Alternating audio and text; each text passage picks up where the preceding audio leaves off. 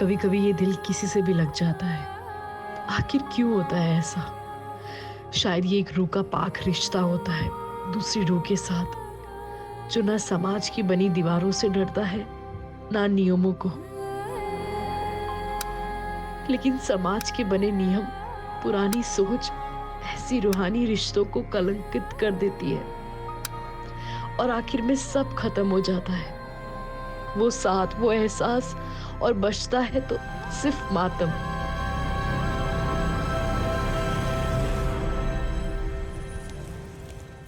अब्दुल काका। हाँ चांद बेटा। सब तैयारी हो गई है? हाँ चांद बेटा, सारी तैयारियां हो चुकी है। डिनर में किसी भी चीज की कमी नहीं रहनी चाहिए। और हाँ, मीठे में शेर खुरमा जरूर रखिएगा। बस आधे घंटे में शीर खुरमा भी तैयार हो जाएगा। ठीक है। हेलो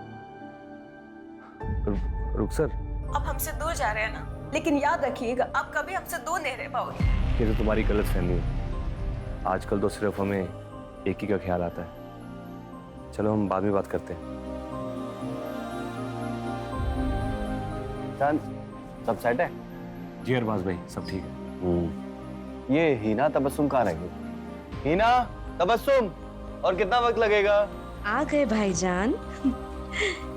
कैसी लग रही हूँ?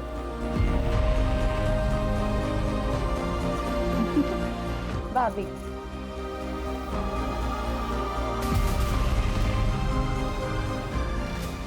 बेगम को तैयार होने के लिए थोड़ा तो वक्त लगेगा ना मियाँ? और कितना वक्त नहीं है? अब हमारी बहन को देखिए, कितना जल्दी तैयार होकर आ गई। एक मिनट, थोड़ा कॉल है। हाँ। हेलो। हाँ जोया। तुम जो कर रहे हो ना चांद, इसका नतीजा अच्छा नहीं होगा। तुम्हारे लिए क्या कुछ नहीं किया हमने।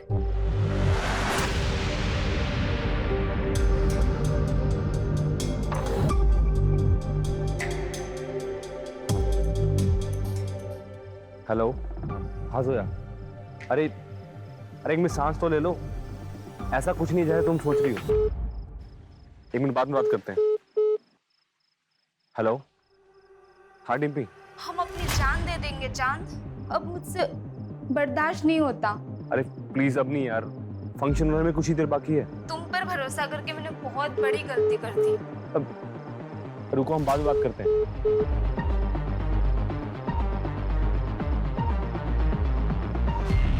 हेलो। क्या कर रहे हो? तैयार तो होगी तो एक फोटो ही भेज दो। अगर हमारे होने वाले शौहर को पता चला तो? प्लीज प्लीज प्लीज जान, एक फोटो। आपको ना थोड़ा इंतजार करना पड़ेगा। अच्छा चलो हम रखते हैं, बारात आने का टाइम हो गया है। ठीक।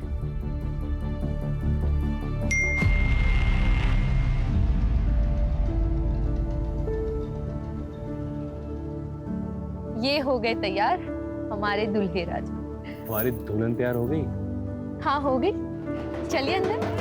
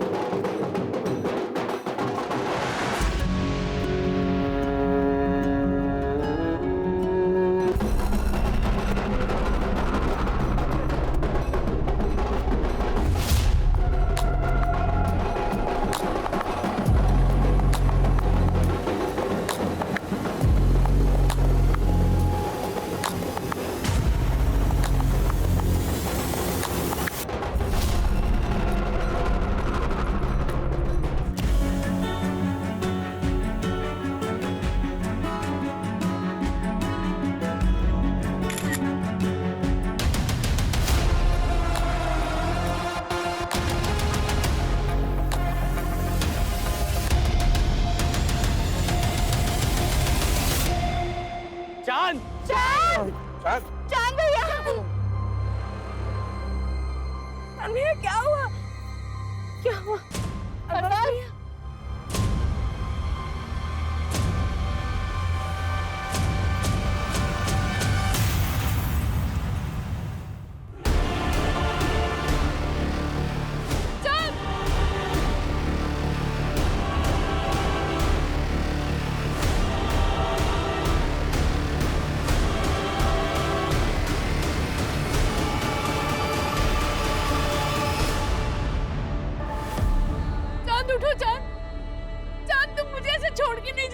चांद, चांद उठो, चांद, चांद।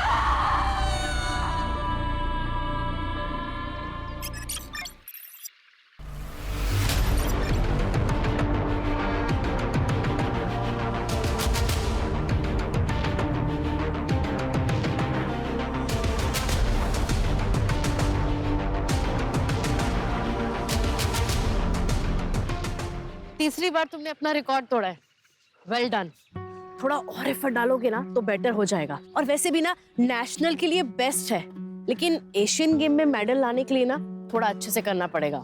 सही कह रही हो तुम। आप डाइट फॉलो कर रहे हो ना, जो हमने आपको बताया था? तुम्हें पता है ना हम कितने इंटेलिजेंट हैं। अच्छा, वो कैसे? वो ऐसे कि हमने अपने न्यूट्रिशन से प्यार कर लिया। अब सारी जिंदगी फिटनेस की टेंशन खत्म। अच्छा, लेकिन हम सीरियस हैं। हम चाहते हैं कि आप अपना स्टेमिना बढ़ाओ एशियन गेम के लिए, और बहुत जरूरी है। तुम्हें मेरे स्टैमिना पे शक है तो एक बार हटो।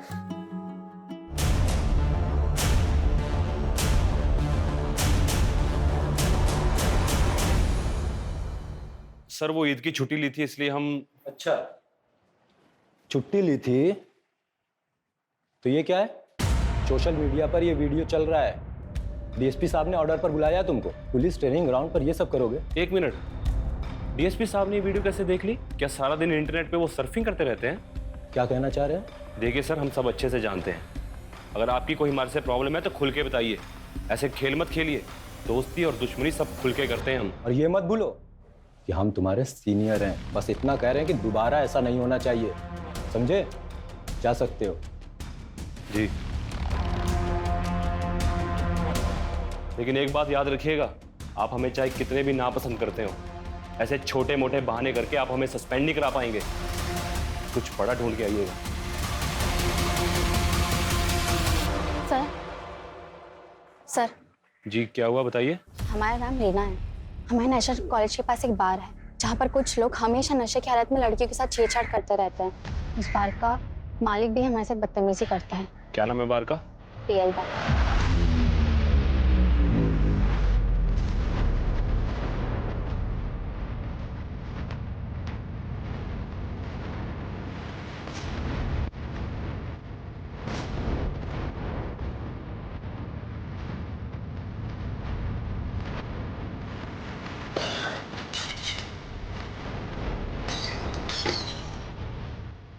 ये दिमाग खराब है क्या तेरा? हाँ, ये सब बॉटल का दाम तेरा बाप भरेगा? मेरे बाप की छोड़, अपने बाप दादा को याद कर ले। वर्दी की आकड़ दिखा रहा है। तू जानता नहीं है हमको। कुछ दिन अंदर रहेगा ना तो अच्छे से जान पहचान हो जाएगी। यहाँ बार खोलकर गुंडागर्दी करता है, लड़कियां छेड़ता है। चल बाहर।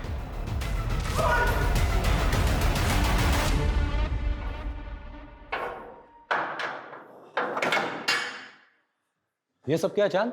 कुछ नहीं सर, अपनी ड्यूटी कर रहे हैं। ये आदमी ना कहानी मत सुना मुझे। और ये मत भूलो कि ये जो वर्दी मिली है ना, स्पोर्ट्स कोटा में मिली है तुम्हें। ना तुम्हारे बस की बात नहीं है सब इंस्पेक्टर बनना। जिस आदमी को अंदर डाला है ना, तुरंत रिलीज करो। सर इसके खिलाफ कंप्लेंट मिली है हमें। कंप्लेन मिली है? मतलब कोई भी लड़की आकर कुछ भी कहेगी, बिना इंक्वायरी किए मान लोगे? हाँ मिश्रा जी। Yes sir. ये सज्जन आदमी को तुरंत रिलीज करिए। यस।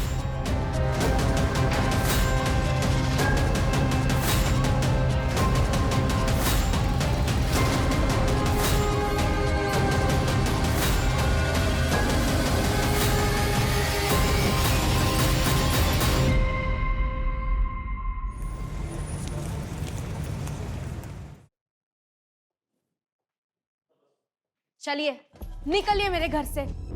आपकी हिम्मत कैसे हुई यहाँ आने की? हाँ, निकलिए। तबस्सुम, मैंने आपसे कितनी दफा कहा है, मुझे नहीं आना आपके साथ घर वापस। मानते हैं हमसे गलती हुई, लेकिन नाराजगी छोड़ो और हमारे साथ चलो। कब तक ये मायके में पड़ी रहोगी? मतलब वो यहाँ पड़ी नहीं है, तबस्सुम का भी घर है ये। चांद, वाह, अपने ही बहनोई की गिरबान पर हाथ डाला। शर्म, हया, तहजीब सब भूल गए। ये भी भूल गए कि अपनी बहन के शौहर से किस तरह से बात करती। इससे तो मेरा अब ये जूता बात करेगा। अगर तू नवाब के खानदान का है तो हम भी कोई सड़क छोड़कर नहीं आए। हमारे अब्बू अमीमानंद के कालीन के सबसे बड़े व्यापारी हैं। रही बात तबस्सुम की, तो आज नहीं तो कल हम इसे लेकर जाएंगे।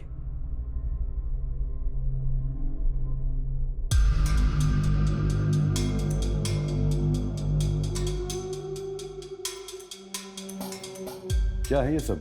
तुम्हें इस बात का अंदाजा भी है कि हम नवाबों के खानदान से हैं? हमने ख्वाब में भी नहीं सोचा था कि हमें इस तरह की बेहूदगी देखने को मिलेगी कभी। वो लड़की न तो हमारी कौम की है और ना ही हमारी बराबरी की है। ये रिश्ता तो हरगिज नहीं हो सकता। निकाह तो हम नैना से ही करेंगे। फिर तो हमारी लाश पर से गुजर कर करना होगा तुम्हें ये निकाह। अब्बा, बुरा ना मानिएगा, पर आज दुनिया बहुत आगे बढ़ चुकी है और हमें चांद को अपने फैसले लेने का हक देना चाहिए।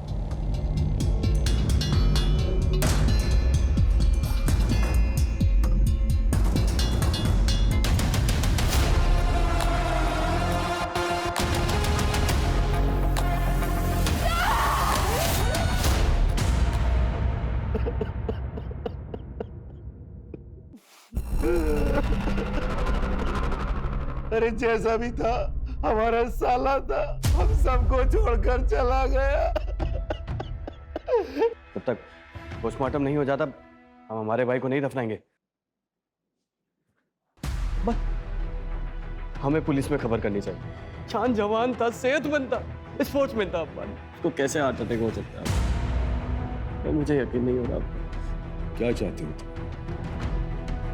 अपने बेटे को दफनाने से पहले हम उसके जिस्म के टुकड़े टुकड़े कर दें। डॉक्टर ने डेथ सर्टिफिकेट दे दिया है, अब किसी पोस्टमार्टम की कोई जरूरत नहीं। चलो जनाजे की तैयारी शुरू करो।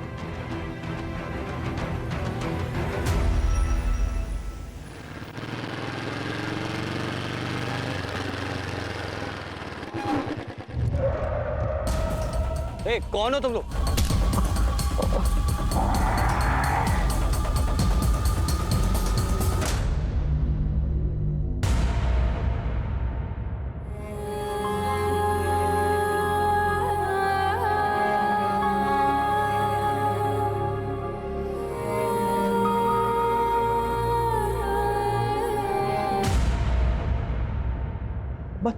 चांद को ऐसे कैसे हार्ट अटैक आ सकता है? चांद जवान था, सेहतमंद था, स्पोर्ट्समैन था। चांद को हार्ट अटैक हो ही नहीं सकता। मैं यकीन नहीं कर पा रहा हूँ। अब्बा। हाँ बेटा। अब्बा, आप दिल के मरीज हैं। भाई के जाने का गम सबको है, मगर आप यूं ही ये सब सोचते रहोगे तो आप ही की तबीयत बिगड़ेगी ना। अब ये सब सोचना बंद कीजिए और ये लीजिए दवाई।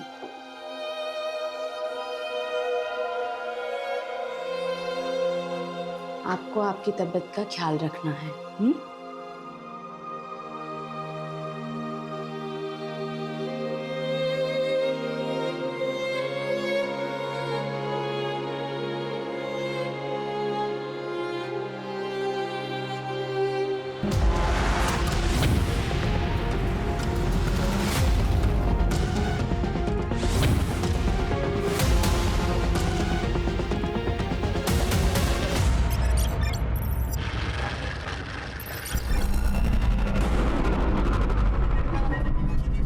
जी कहिए। मेरा आज इंटरव्यू है, मुझे देर हो रही है। मुझे अगले आईटी चौराहे तक उतार देंगे? आइए बैठिए।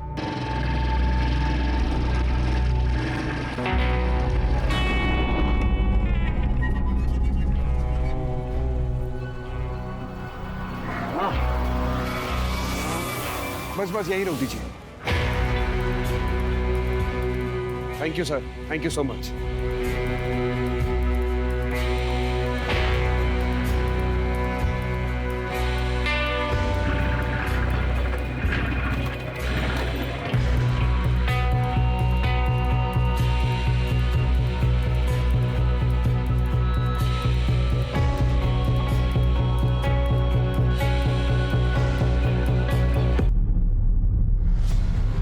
जल्दी आओ, यहाँ कोई गिर पड़ा है। भाई साहब, क्या हुआ आपको? उस आदमी ने कुछ चुभाया। कौन आदमी? क्या हो गया इसको? ये बोल रहा है किसी ने कुछ चुभोया है इसे। ऐसे मुंह देखता रहेगा, इसको अस्पताल भी लेके चले। डॉक्टर, डॉक्टर, डॉक्टर, देखो ना इसे क्या हो गया।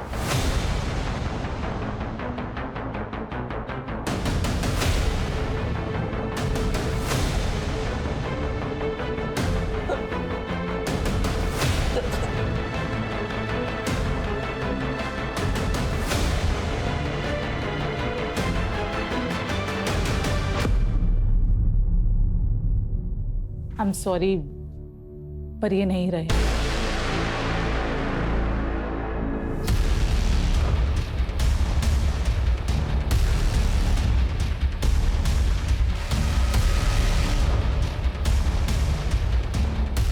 इनको किसने बुलाया? मैंने बुलाया सर, मुझे ये केस हार्ट अटैक का नहीं लगता है। Hello doctor. Hello inspector. Doctor Divya ने हमें फोन पे बताया था कि इनके कंधे पे कोई पिन चुभोने का मार्क है। जी, यहाँ पर। ये कौन लेके आया इनको? हमारे खेत के पास बेहोश था तो हम ले आए। सर, ये इनका वॉलेट है।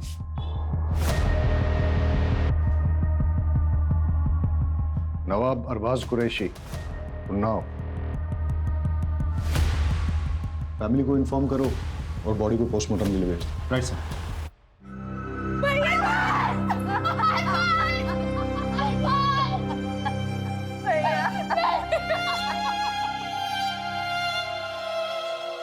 हम नवाबों के खानदान से हैं। पूरे उन्नाव में हमारी शान थी, लेकिन एक झटके में हमारा पूरा कुनबा बिखर गया। पहले छोटा बेटा चांद और अब अरबाज। हमारे अरबाज चांद से बेहद मोहब्बत करते थे। उन्हें यकीन ही नहीं हो रहा था कि चांद को हार्ट अटैक कैसे आ सकता है। अरबाज को ऐसा क्यों लगता था कि चांद की मौत हार्ट अटैक से नहीं हुई है? शायद वो अपने भाई की मौत के सदमे में था। उसकी किसी के साथ कोई लड़ाई हुई थी या दुश्मनी थी? नहीं। मैं बड़े भाई अरबाज के बारे में पूछ रहा था। जी नहीं थी। वो लखनऊ में क्या कर रहा था? उन्नाव में हमारी सीमेंट की फैक्ट्री है और लखनऊ में उनके क्लाइंट्स। शायद उसी सिलसिले में आया होगा।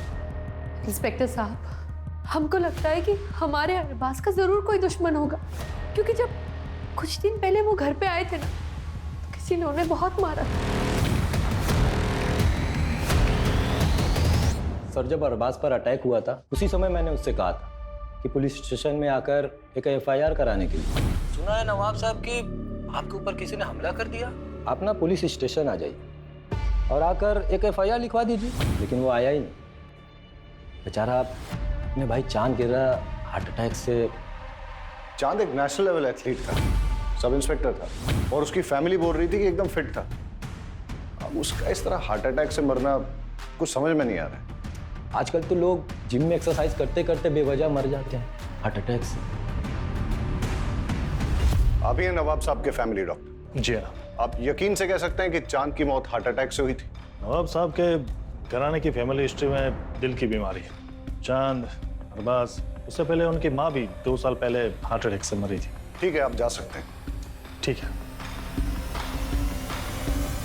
अर्जुन सर, चांद के पोस्टमार्टम के साथ साथ उसका टॉक्सिकोलॉजी टेस्ट भी करवा। सर। 2 भाइयों की मौत, वो भी एक के बाद एक, और अरबाज के साथ मौत के पहले मारपीट भी हुई थी। हो ना हो, इसमें कोई दुश्मनी का एंगल जरूर है। अब सवाल ये उठता है कि दुश्मन घर के बाहर है या अंदर।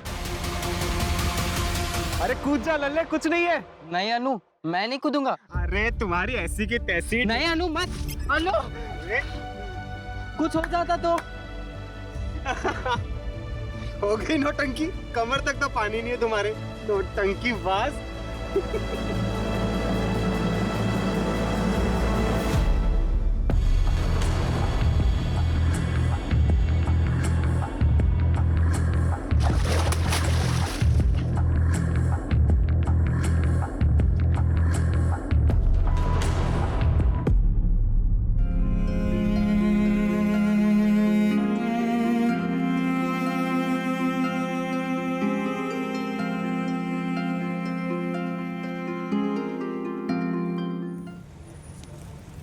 बहुत प्यार करते थे वो हमसे, लेकिन गुस्से वाले भी थे। हम उन्नाव पुलिस वालों को कह कह के थक गए थे कि चांद को हार्ट अटैक नहीं आ सकता है। हम खुद पेशे से न्यूट्रिशनिस्ट हैं। उनके खाने पीने में कड़ी निगरानी रखते थे हम। अभी अभी आपने बताया कि वो व्यवहार से थोड़े गुस्सैल थे, तो उनकी किसी के साथ कोई अनबन जिसके बारे में आप जानती हैं? शायद हमारी शादी, हम दोनों अलग अलग धर्म के थे और इस शादी के खिलाफ बहुत से लोग थे। मेरे कुछ घर वाले और चांद के कुछ जानने वाले लोग।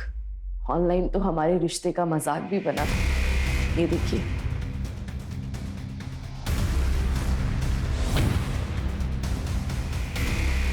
ये वीडियो सबसे पहले किस आईपी एड्रेस से अपलोड हुई, किसने भेजी और किस किस को भेजी, सारी डिटेल्स निकालो। जी सर, और मैंने उस चौक पे भी पता करने के लिए कह दिया है जहां अरबाज के साथ मारपीट हुई थी। वहाँ की सीसीटीवी फुटेजेस भी मंगवा ली है, शायद वहाँ से कोई क्लू मिल जाए। सर, ये अरबाज की पोस्टमार्टम रिपोर्ट है। ठीक, जाओ। ओके सर, पोस्टमार्टम रिपोर्ट के हिसाब से अरबाज की मौत हेवी पॉइजनिंग की वजह से हुई। ये भी लिखा है कि अगर ज़्यादा मात्रा में लिया गया हो तो महज कुछ ही मिनटों में उस इंसान की मौत हो सकती है।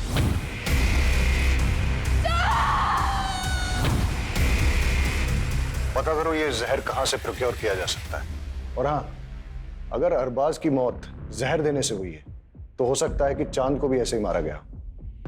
अर्जुन, चांद हमारे डिपार्टमेंट का ऑफिसर था, उसके कातिलों को छोड़ेंगे नहीं। लेकिन सर, हम पता कैसे करेंगे? चांद का पोस्टमार्टम नहीं हुआ था, उसकी बॉडी को दफना दिया गया था। कोर्ट से उसकी बॉडी को निकालने का परमिशन लेते हैं, उसे इंसाफ दिलाने का यही एक तरीका है। सर, पागल है क्या कर रहा है तू ये?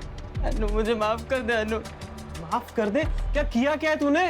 मेरी एक गलती की वजह से हमारी दोस्ती टूट गई। वो इतनी छोटी सी बात के लिए लल्ले तू हमारे बचपन का प्यार, बचपन की दोस्ती सब भूल जाएगा? बेवकूफ इंसान, इधर आ।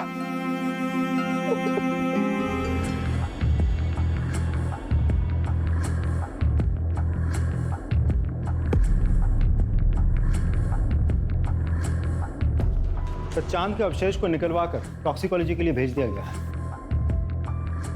हमारी फोर्स का होनहार ऑफिसर था, फिर भी मरने के बाद भी उसे चैन नहीं मिला। इंस्पेक्टर राकेश के साथ चांद की कुछ प्रॉब्लम चल रही थी। अपने राकेश साहब जो है ना, बड़े साहब, खाने पिलाने वाले आदमी थे, और चांद साहब एकदम सीधे साधे। उनके बीच में कुछ तो झगड़ा चल रहा था।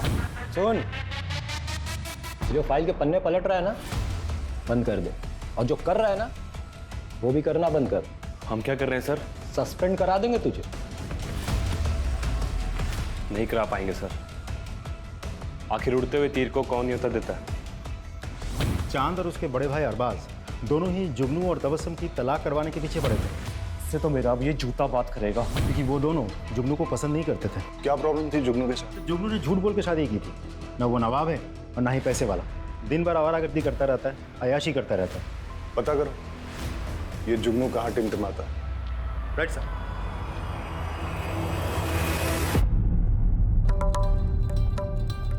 निम्मो भाई, आज ऐसा मुजरा करना कि घर जाने के बाद भी तुम्हारा खुमार ना उतरे।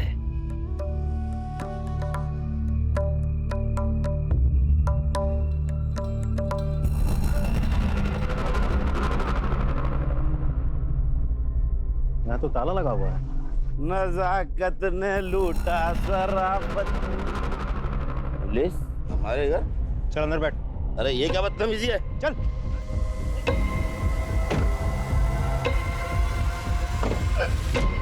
जनाब, हमने कुछ नहीं किया है, बस हमें हमारी बेगम हमारे घर में चाहिए। हम उनसे बहुत मोहब्बत करते हैं। दोनों भाई तेरे खिलाफ थे। चांद जो कि पुलिस ऑफिसर था, पहले तूने उसको मार दिया, और साथ ही साथ नवाब साहब की प्रॉपर्टी का एक हकदार कम कर दिया, और फिर मौका मिलने पर उसके बड़े भाई अरबाज को भी रास्ते से हटा दिया तूने। तो तेरा तलाक भी नहीं हो सकता तबस्सुम से। अब तू जिंदगी भर नवाब की हवेली में थोड़ी शराब, थोड़ी कबाब, थोड़ी उर्दू, थोड़ी नमाज़त नहीं करता रहेगा। लाहौर में लकूवत, हम उनका खून कैसे कर सकते हैं साहब? तो चांद की पोस्टमार्टम रिपोर्ट आ गई है, उसे भी वही जहर दिया गया है जो अरबाज को दिया गया था। मतलब दोनों भाइयों की मौत एक ही तरह से हुई है, यानी कि कातिल एक ही है और उसका मोटिव भी एक ही है। दोनों भाइयों की मौत से सबसे ज्यादा फायदा किसको हो सकता है? सर, मुझे तो लगता है हमें जुगनू पर नजर रखनी चाहिए। तो रखो। और कुछ पता चला? सर, हम अरबाज का कॉल रिकॉर्ड चेक कर रहे थे, पता चला कि वो एक सीबीआई ऑफिसर के साथ टच में था। नाम है सदानंद भोसले। अच्छा, भोसले साहब से अपॉइंटमेंट लो, मिलते हैं। सर तुम्हारे सोशल मीडिया का पेज नैना और चांद के खिलाफ हेट स्पीच से भरा है। क्यों भाई, क्यों किया ऐसा? सर मैंने लिखा और वो वीडियो भी वायरल की। इसमें क्या गलत किया सर? नैना मेरी कजन है। अगर मैं अपने घर की इज्जत नहीं बचा सकता तो किस काम का हूं मैं सर? ये लोग हमारी बहन बेटियों को भड़का रहे हैं सर। इसलिए चांद को रास्ते से हटा दिया, मार दिया उसको तुमने? गुस्सा तो बहुत आता था उस पे, ऐसे देख के खून खौलता था, लेकिन मैंने उसे नहीं मारा सर। हमारे पास आई विटनेस है जिसने तुमको चांद के साथ लड़ते हुए देखा है। अबे हीरो, चल निकल यहाँ से, वरना तेरी सारी रंगबाजी यहीं निकाल दूंगा। मार लो। शांत, छोड़ो से। क्या कर रहे हो तुम लोग यहाँ? मुझे ना यहाँ पे कोई तमाशा नहीं चाहिए। बैठो। सर उन लोगों के साथ कुछ भी होता है तो पूरी दुनिया ह्यूमन राइट्स के नाम पे खड़ी हो जाती है। हमारी बहन बेटियों के साथ जो हो रहा है उसका क्या सर? नफरत से सिर्फ नफरत फैलती है। एक पुलिस ऑफिसर था वो जो देश के लिए मेडल लाने की कोशिश कर रहा था, मार दिया तुमने उसको, और फिर उसके मर्डर को छुपाने के लिए उसके भाई को भी मार दिया। ऐसे नहीं मानेगा ये। तुम्हें क्या लगता है एक पुलिस ऑफिसर का मर्डर हो जाएगा और पुलिस हाथ पे हाथ धरी बैठेगी? लेके जाओ इसे, और तब तक तोड़ो जब तक ये सच नहीं बोलता। लेके जाओ।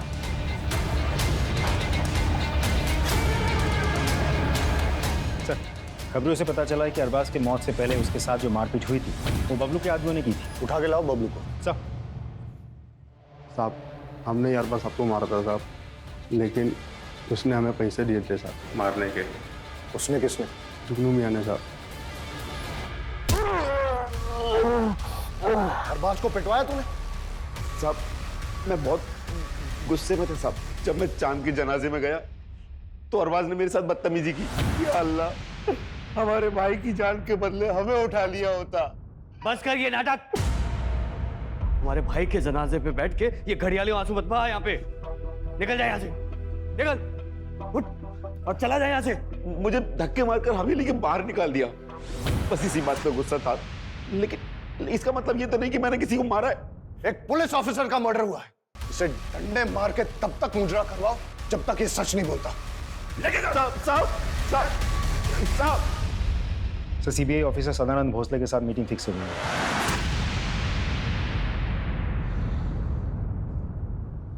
अरबाज ने मुझसे बात की थी। वो चाहता था कि उसके भाई के मर्डर की इन्वेस्टिगेशन सीबीआई करे, लेकिन सीबीआई ऐसे किसी केस को कैसे ले सकती है? मैंने उसे लोकल पुलिस स्टेशन में जाकर एफआईआर दर्ज कराने की बात की थी। सब इंस्पेक्टर चांद का मर्डर केस काफी पर्सनल है सर हमारे लिए। एक पुलिस ऑफिसर को मारा गया और उसके बाद उसके बड़े भाई का भी मर्डर किया गया, और अभी भी हमारे हाथ में कोई ठोस कड़ी नहीं लग पाई। Anyways, thank you.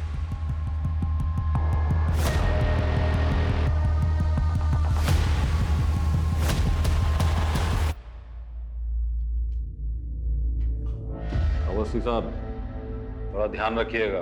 उस मर्डर केस की पुलिस जोर शोर से जांच कर रही है, कहीं बुझती हुई चिंगारी सुलगती हुई आग ना बन जाए। केस के लिए जरूरी है इसलिए तुमसे पूछ रहा हूं, क्या तुम्हारे और चांद के बीच में फिजिकल रिलेशंस थे? नहीं सर, हमने डिसाइड किया था कि जो करेंगे शादी के बाद करेंगे। लेकिन आप ये सवाल क्यों पूछ रहे हो? इससे उसकी मौत का क्या वास्ता है? जांच में हमें यह पता चला है कि चांद उन्नाव के बाहर एक केमिस्ट से रेगुलर तौर पे सेक्सुअल परफॉर्मेंस की दवाइयां खरीदता था।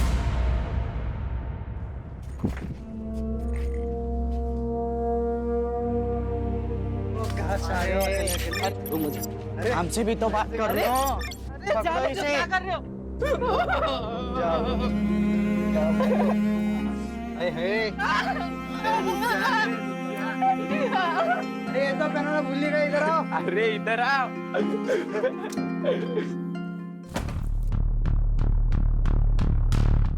इंस्पेक्टर साहब, आप लोग यहाँ? आपकी हवेली की तलाशी लेनी। सर्च वारंट है हमारे पास। अर्जुन सर, सर्च करो।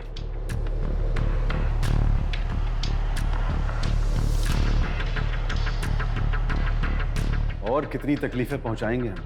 जाइए यहाँ से, अकेला छोड़ दीजिए हम सब, बंद कीजिए ये सब। आपके दोनों बेटों की हत्या हुई है और आप चाहते हैं कि हम इन्वेस्टिगेशन बंद कर दें?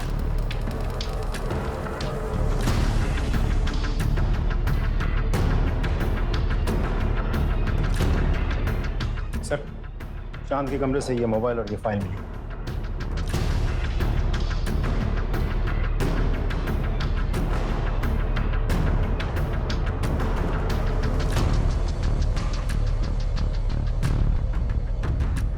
इंस्पेक्टर राकेश अवस्थी से मिलना पड़ेगा। आपका चांद के साथ कोई प्रॉब्लम चल रहा था तो आपने उसे मरवा दिया, और फिर इस मर्डर को छुपाने के लिए चांद के बड़े भाई अरबाज को भी मरवा दिया। ये सब बकवास और बेकार की बातें हैं। ये डॉक्यूमेंट्स देखिए। चांद ने ये सबूत इकट्ठे किए थे कि 6 महीने पहले एक लड़के को आपकी कस्टडी में टॉर्चर करते हुए आपने उसे मार डाला।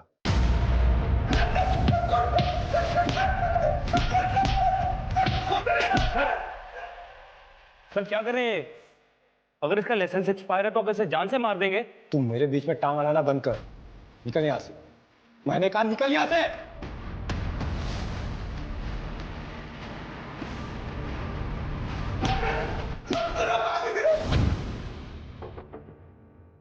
नहीं सर, किसी ने उसे हाथ भी नहीं लगाया था। नॉर्मल पूछताछ के दौरान उसका अपेंडिक्स बस्ट हो गया और सेफ्टी सेमिया की वजह से उसकी मौत हो गई।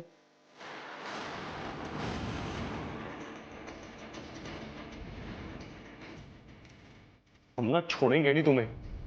एक बार तुम की जान ली तुमने। हमारा असली चेहरा ना सबके सामने लेकर आएंगे। ये हमारा तुमसे वादा है। हम आपसे बहुत इज्जत से पेश आ रहे हैं, तो ये मत भूलिएगा कि हम आपके बराबर के ऑफिसर हैं। सीमा लांगी या लांगने की कोशिश की, पार्ट पीएसपी तक जाएगी।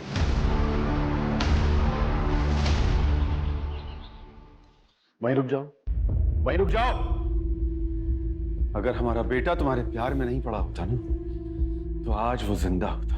अगर आपने अपना बेटा खोया तो मैंने भी अपना प्यार खोया है। कुछ नहीं खोया है तुम, लेकिन हमने अपना बेटा खोया है। और हमें तो कभी कभी लगता है कि तुम्हारे घर वालों में से किसी ने हमारे बेटे को। अब वो आपकी तबीयत खराब हो जाएगी। आपको जो लगता है लगता रहे। बाहर के लोगों को भी ना बहुत कुछ लगता है। आपने तो चांद का पोस्टमार्टम भी नहीं होने दिया ना। बदतमीज, निकल जाओ यहाँ से। अबू संभालो, अबू संभालो अपने आप को। अबू अबू आज के बाद कभी भी मेरी बेटी के आसपास भी दिखाई दिया ना, तो जान से मरवा दूंगा। रिद्धि से प्यार करते हैं हम। आपको जो करना है वो करिए। ये ऑडियो फाइल अमर की iCloud स्टोरेज से मिला है, और साथ ही उसकी और आपकी बेटी रिद्धि की बहुत सारी फोटोज भी मिली। और क्या मिला? और एक वीडियो भी मिला है जिसमें अमर ने डर जताया कि आप उसका खून करवा सकते हैं। सब बकवास है, झूठ है। ये रही उसकी असली पोस्टमार्टम रिपोर्ट जो आप लोगों ने बदल दी थी। इस रिपोर्ट में ये साफ साफ लिखा है कि उसकी मौत 11 हड्डियां टूटने और इंटरनल ब्लीडिंग से हुई है। और जब ये सबूत चांद ने इकट्ठे किए तो आप लोगों ने उसको मरवा डाला। और जब अरबाज चांद के मर्डर की सीबीआई इंक्वायरी चाहता था तो उसको भी खत्म करवा दिया आपने। फिलहाल इतने सबूत काफी हैं आप लोगों को अंदर करने के लिए, और बाकी आपका जुर्म हम कोर्ट में साबित करेंगे। चांद और अरबाज का खून हमने नहीं किया है। आपको यकीन नहीं है तो आप उनके वालिद नवाब साहब से पूछिए कि उन्होंने चांद का पोस्टमार्टम क्यों नहीं होने दिया।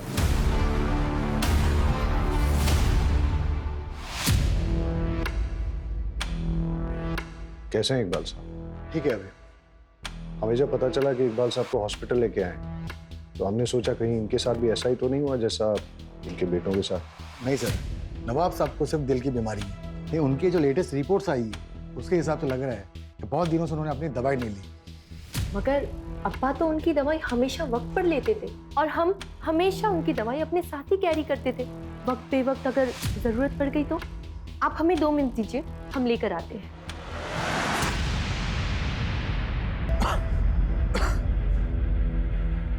नवाब साहब, एक बात हमारी समझ में नहीं आई। आपने अपने छोटे बेटे चांद की बॉडी का पोस्टमार्टम क्यों नहीं होने दिया? बचपन से जिसे दिल से लगाकर पाला, पोसा, बड़ा किया, उसके टुकड़े कैसे होने देते? ये रही दवाई। ले दीजिए मुझे।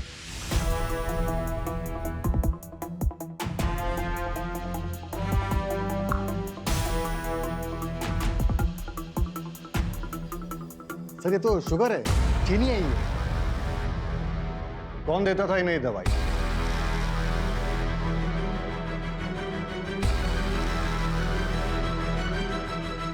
तुमने अपने अब्बा को मारने की कोशिश की।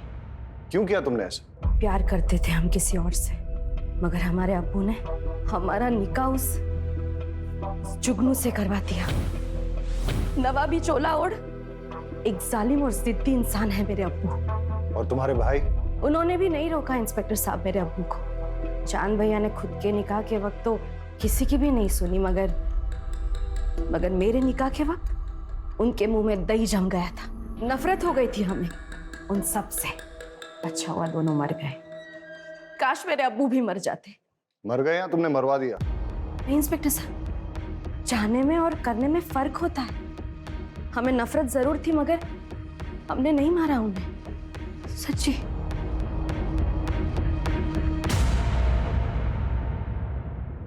चांद और अरबाज के केस में इतने सारे सस्पेक्ट्स हैं। सन्नी, जुगनू, इंस्पेक्टर अवस्थी, इकबाल कुरैशी, तबस्सुम, हीना, कोई भी हो सकता है। लेकिन सर अभी भी समझ में नहीं आ रहा है कि चांद और उसके बड़े भाई अरबाज को मार कौन सकता है? इनमें से कोई भी हो सकता है, या फिर नैना, क्योंकि जो जितना भोला भाला दिखता है वो उतना ही शातिर भी हो सकता है।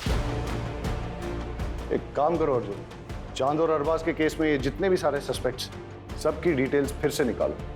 छोटी से छोटी चीज भी चेक करो, कुछ तो है जो हमसे छूट रहा है। सर बस एक कड़ी हाथ में आ जाए तो सारे पेज खुल जाएंगे। सर बाकी सब तो क्लीन है, लेकिन एक इंटरेस्टिंग बात सामने आई है। पिछले 2 साल में हिना ने अपने बैंक अकाउंट से कोई ट्रांजैक्शन नहीं किया था, लेकिन अरबाज के मौत से 2 दिन पहले हिना के पिता ने उसके अकाउंट में 10 लाख रुपए ट्रांसफर किए थे, और अरबाज के मौत के 10 दिन बाद हिना ने वही 10 लाख रुपए कैश में विड्रॉ किए थे। जी हमने डाले थे पैसे, हिना को पैसों की जरूरत थी। अरबाज के बिजनेस में काफी नुकसान हो गया, इसीलिए कुछ पैसे की जरूरत थी। कितने पैसे बेटा? करीबन 50 लाख के आसपास। आपने वो 50 लाख रुपए शौहर को बचाने के लिए इस्तेमाल किए या शौहर को प्रॉब्लम में डालने के लिए? मतलब अरबाज के मरने के 10 दिन के बाद आपने वो सारे पैसे निकाल लिए कैश में, क्यों और किस लिए? घर में जरूरत थी इसलिए। हमने नवाब साहब से भी बात की और तबस्सुम से भी। आपने घर पे न तो वो पैसे किसी को दिए हैं और ना ही घर के खर्च के लिए इस्तेमाल किए हैं। कहाँ इस्तेमाल किए वो 50 लाख? सुना है आपने अपने पर्सनल क्लिनिक के लिए नए इक्विपमेंट खरीदे। हाँ तो सर इसमें क्या क्राइम हो गया? ये क्राइम तो नहीं है, लेकिन ये 50 लाख रुपए आपके पास आए कहाँ से? मेरे पैसे हैं, मैंने जमा किए थे। चलिए वो छोड़िए, ये बताइए, आप तो लखनऊ में प्रैक्टिस करते हैं, तो फिर आप जिस दिन चांद की मौत हुई उस दिन उन्नाव में क्या कर रहे थे? जिस ऑटो में आप बैठ के गए थे और आपने जो उसको ऑनलाइन पैसे ट्रांसफर किए थे भाड़े के तौर पे, उसका रिकॉर्ड भी है हमारे पास। और उस ऑटो वाले ने हमें ये बताया कि आप ऑटो में वेट कर रहे थे, जब चांद की बारात आई तभी आपने उसे छोड़ा। हम उस जहर तक भी पहुंच गए जो आपने लैब टेक्नीशियन संतोष सिंह से खरीदा और जिस जहर को आपने चांद और अरबाज में इंजेक्ट किया। डॉक्टर साहब अब तो सच बोल दो। मैंने दोनों का फोन किया।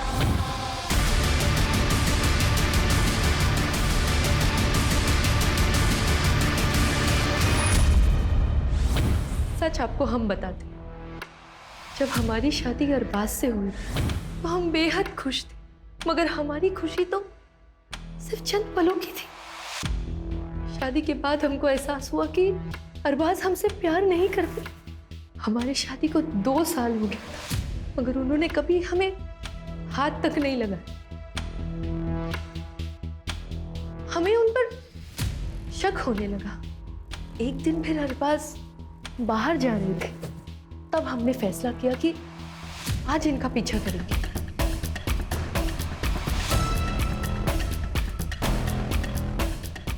अरे लल्ले, आज तुम हमसे मिलने आए हो? हमने देखा कि हमारे शौहर एक मर्द के साथ मोहब्बत कर रहे थे। पागल है क्या तू? मरना है तुमको? आई लव यू टू लल्ले। जब तुमने मुझे एकदम से किस कर लिया था तो मैं घबरा गया था, मैं अपने आप को एक्सेप्ट नहीं कर पा रहा था मैं। पर सच बात तो यह है कि आई लव यू टू। लेकिन अनु, दुनिया हमें समझ नहीं पाएगी। हमें कुछ करना पड़ेगा। अगर मैं दुनिया के सामने मर जाऊं तो? पागल है क्या तू? नहीं, मैं लखनऊ जाके रहूंगा। तुम आते रहना मुझे मिलने के लिए, किसी को कुछ नहीं पता चलेगा। जब हमने अरबाज से कन्फ्रंट किया तो उन्होंने हमें थप्पड़ मारा। हम पूरी तरह से टूट गए थे।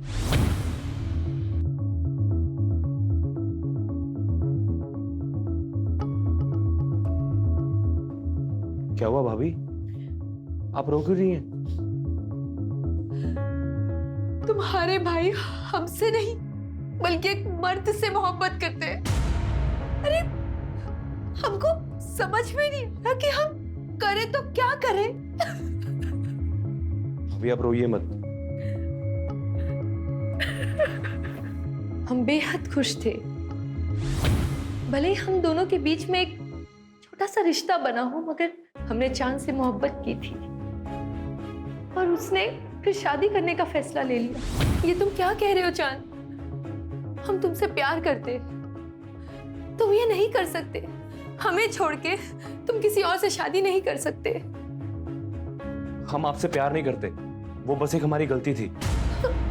हम नैना से प्यार करते और भैया को हम और दगा नहीं दे सकते। ये आपका नसीब है।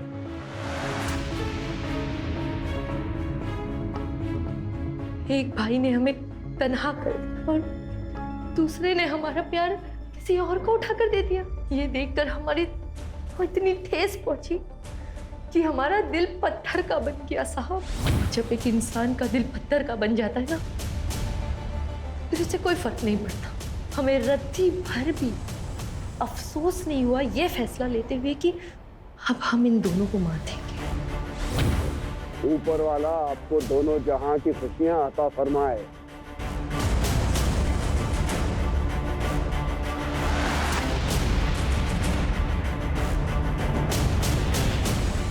अरबाज को उसके भाई के खून के बाद तड़पते हुए देख के बहुत खुशी हो रही थी हमें, मगर अरबाज के सर पर तो अपने भाई की मर्डर की इंक्वायरी करने का भूत सवार हो गया। बस फिर क्या, अरबाज और उसके भूत दोनों को साथ में दफना दिया। जी कहिए। मेरा आज इंटरव्यू है, मुझे देर हो रही है। मुझे अगले आईटी चौराहे तक उतार देंगे?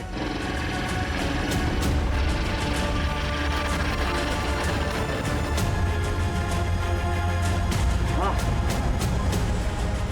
बस यहीं रोक दीजिए। Thank you sir, thank you so much. मैं उस दिन जानबूझकर हॉस्पिटल देर से पहुंचा। अगर हॉस्पिटल में मेरी आरएमओ डॉक्टर दिव्या ने अरबाज के कंधे पर निडल का घाव और वो खून की बूंद नहीं देखी होती तो अरबाज की मौत भी हार्ट अटैक ही साबित होती। मासूमों का बहाया हुआ खून कभी भी खामोश नहीं रहता। एक एक खून की बूंद गवाही देती है। अब जिंदगी भर जेल की चारदीवारी के बीच बैठकर सोचना किसका गुनाह बढ़ा।